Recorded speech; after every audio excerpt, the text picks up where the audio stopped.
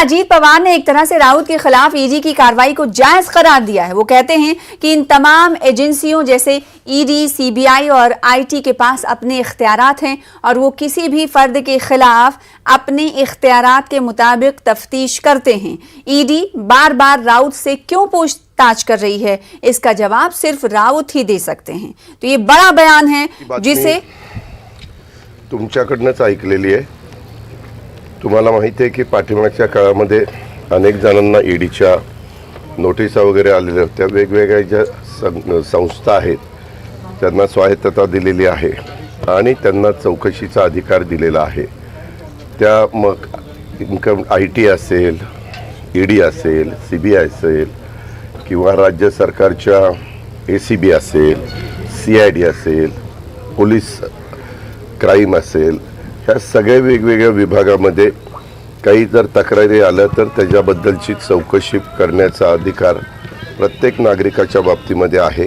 आता हे नक्की काय झालेलं आहे, त्यांच्याकडे पुन्हा पुन्हा का सारखे येतात, त्याच्याबद्दल जास्त अधिकारवाणीनं तो अजीत पवार का ये संजय राउत के खिलाफ बड़ा बयान माना जा रहा है।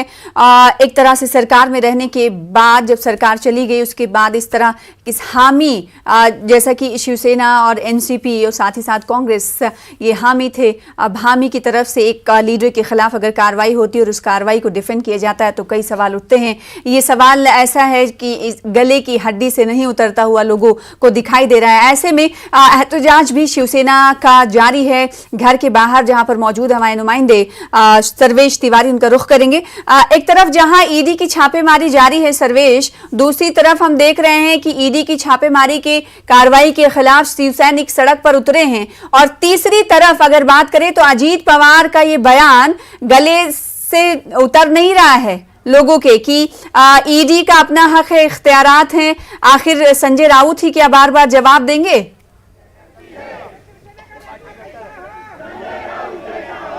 देखिए सना जी, सबसे पहले न्यूज 18 दर्शकों को संजय राउत के जो मैत्री बंगला है जो भांडू पे स्थित है उसके बाहर की तस्वीरें देख सकते हैं आप। किस तरह से यहाँ पे तमाम जो समर्थक है संजय राउत के, शिवसेना के, वो यहाँ पर संजय राउत और शिवसेना के समर्थन में नारेबाजी कर रहे हैं। और संजय राउत का जो बंगला है, मैं अपने कैमरामैन से कहूँगा कि बंगले के बाहर तमाम पुलिस फोर्स और अंदर सीआरपीएफ के जवान साफ देखे जा सकते हैं। अभी अभी सीआरपीएफ के जवान यहाँ पे पहुँचे हैं और जो जानकारी मिल रही है कि शिवसेना के आला कमान से ये आदेश दिया गया है कि किसी भी हाल में यहाँ से संजय राउत को ईडी के अधिकारी हो या अन्य एजेंसी हो यहाँ से वो न लेके जाएं, ऐसा आंदोलन किया जाए।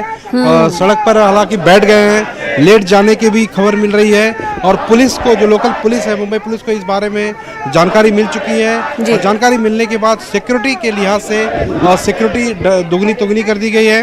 पूरा जो मामला है 55 लाख रुपए के ट्रांजैक्शन से जुड़ा हुआ है।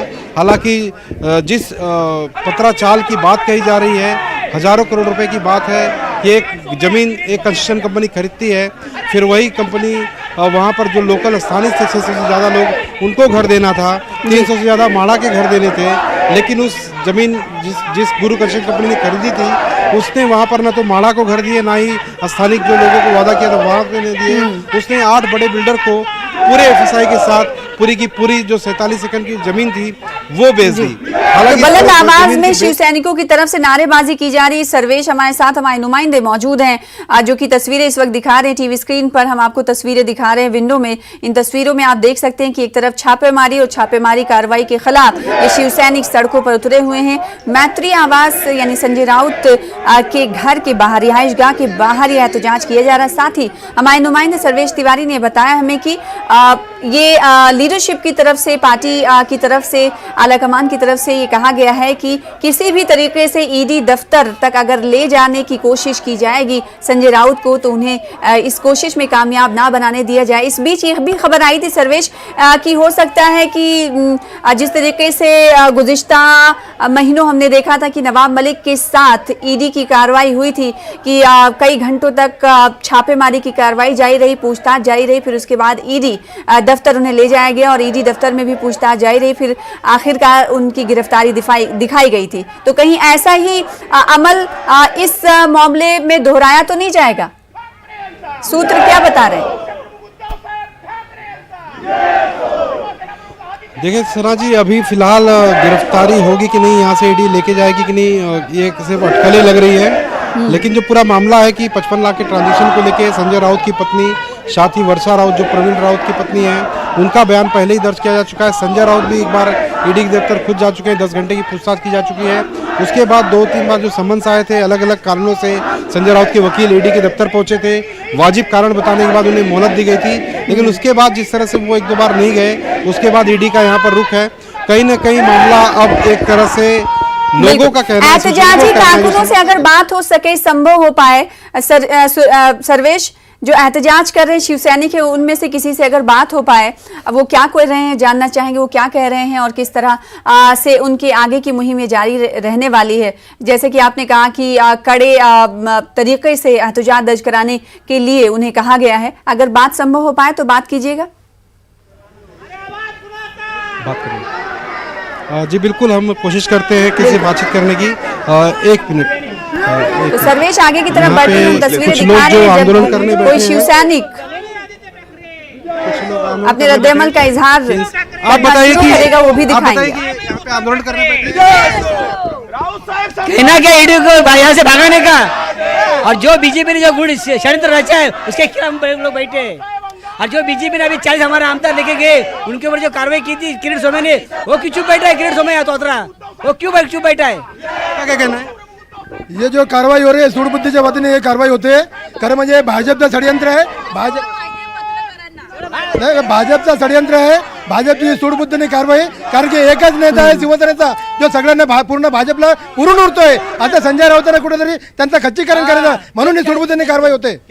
तो शिव सैनिकों का ये कहना है कि भारतीय जनता पार्टी की साजिश है ये, और इस साजिश के तहत ये कार्रवाई की जा रही है। तो कई शिव सैनिकों से बातचीत कर रहा है न्यूज़ 18। मैं सर्वेश, एक सवाल मैंने किया था आपसे कि अजीत पवार ने जो बयान दिया है, वो उस बयान को लेकर कुछ आपके पास जानकारी पहुंच पाई है क्या? क्योंकि संजय राउत के खिलाफ ही अजीत पवार का बयान देखा जा रहा है।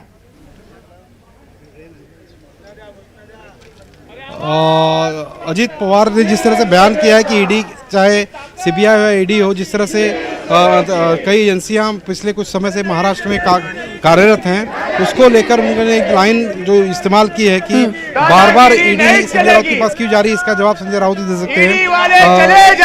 आप बताइए कि अजीत दादा पवार ने बयान दिया है कि कई एजेंसियां सीबीआई हो या ईडी हो पिछले कई महीनों से काम महाराष्ट्र में कर रही है, कई लोग पूछताछ कर रही है, लेकिन बार बार ईडी संजय राउत के पास क्यों जाती है, इसका जवाब संजय राउत दे सकते हैं। उनका है कहना। संजय राउत अभी तक संजय राउत जवाब दे रहे हैं।